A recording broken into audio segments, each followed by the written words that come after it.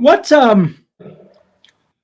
I guess I can appreciate as a photographer. I can definitely appreciate the attraction to the art and to the process and just the addiction, the bug bites you after you take that first snap.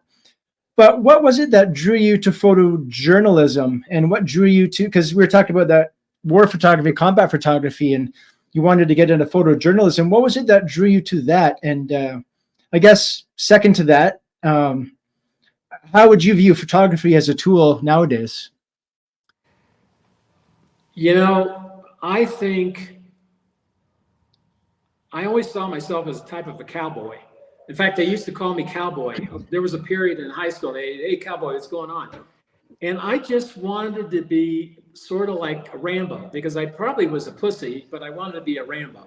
And I always thought that if I was a war photographer, man, that would be cool. I mean, I'd get chicks like crazy if I was a war photographer. I mean, it was probably more about chicks than anything. I just wanted to be like this cool dude, that's running around. But, I mean, I didn't want to fight in a war. I didn't want to, because frankly, I probably would have failed the physical test to become a soldier.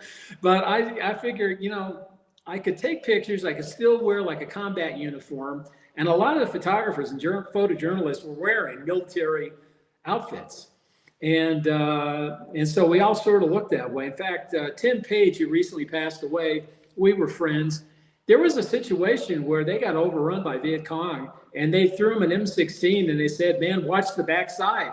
And he ended up shooting, he killed a Viet Cong. And it was a sad affair, but I mean, they had no choice. It was either that or I mean, there's stories you would not believe, and there's stories I could tell you that would curl your toenails. But basically, in a nutshell, I decided in the end, the Vietnam War was closing. And because I was looking at guys like Horst Foss and Eddie Adams and all these guys, that were, winning. I wanted to win a Pulitzer. That was everything I wanted, was to win a Pulitzer. I wanted to go cover the war in Vietnam, and I wanted to win a Pulitzer. And at the end, I said, nope, I'm too chicken. I'm not going to do it. And the war ended, and I was so relieved that the war ended, because I felt so bad giving up. But when the war ended, I had an excuse, so I didn't feel so bad anymore. And then a few years later, I find myself on a flight to Hong Kong on my way to Bangkok to be the Southeast Asia picture editor for AP. And I knew that there'd be a lot of dangerous assignments. And I thought, nah, it's 3 months at least before they're going to, make me do anything. As soon as I walked into the AP office, I was still checked into my hotel. It was down near the Pat Pong area, which is where all the girlies were. And there's a telex from Horst Foss saying, he's German, famous German photographer who has 2 Pulitzer Prizes. And he said, Widener, we need you down in Jaffna. We get you some experience, huh? And I said, you got to be kidding me. So I have to pack up a picture transmitter, which back in those days, you cannot believe how difficult it was. And then nowadays, you go to a hotel, you put your laptop on, you send a picture. And those days, the telephone lines were horrible. They were coming out of Laos, Vientiane, places where rats are running around on the ground, and the worst conditions you could imagine. And even if you get a picture on the picture transmitter, which is you have to print the photo, and then you roll it around this drum that has an electric eye scanner. It goes by, and it makes noise. It goes, and then the picture has approximately 15 minutes to go from one side to the other. But a lot of times you'll get a Russian operator coming in saying, "Excuse me, sir, are you finished with the call?" And the whole picture's destroyed. Refile it again. Those were the days you really had to know your stuff, and I knew nothing. I got hired too fast. I moved up the chain too quickly. I didn't even know how to use a typewriter when I got hired at United Press International in Brussels. That was my first foreign correspondent gig. And I remember going like this, and you're on deadline on important things to send around the world. And I don't know how I pulled it off. I really do not know how I pulled it off, but I did. So I ended up being sent to Jaffna, northern Sri Lanka, where the Indian peacekeepers are fighting Tamil guerrillas. And I was with Peter Nettleship at the BBC. We were in a Jeep with these Sikhs, Indian Sikhs with the turbans, big handlebar mustache. So we got stuck on a dike And I know this is a long story, and I'll get to the other one. No, I love it.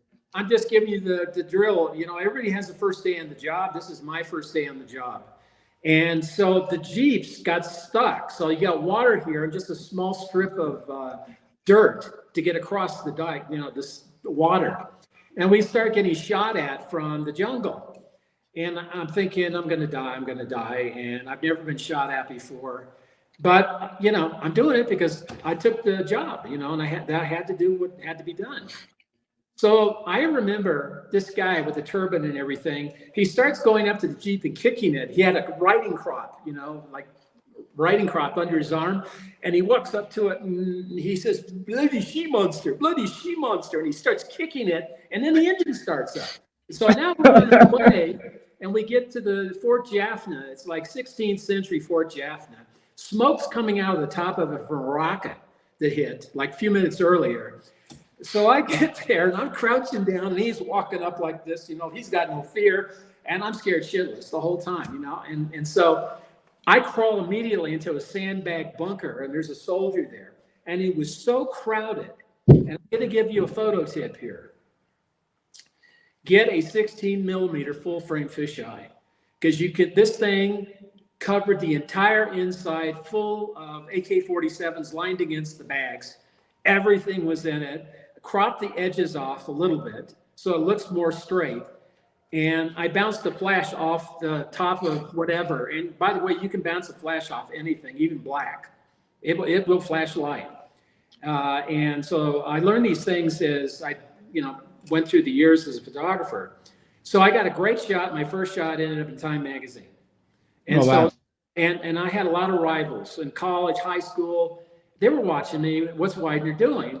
And they knew what I was doing. That was when it hit that here's Widener in a war zone, being shot at inside this thing. And I was on cloud nine. It was the biggest high.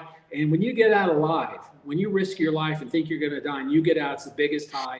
And I think that's the real rush why photographers do this. It's probably you get in and get out alive and you get all the glory, you pats on the back, win the awards. To me, it was a lot about that because I'm very competitive. I always have been very competitive.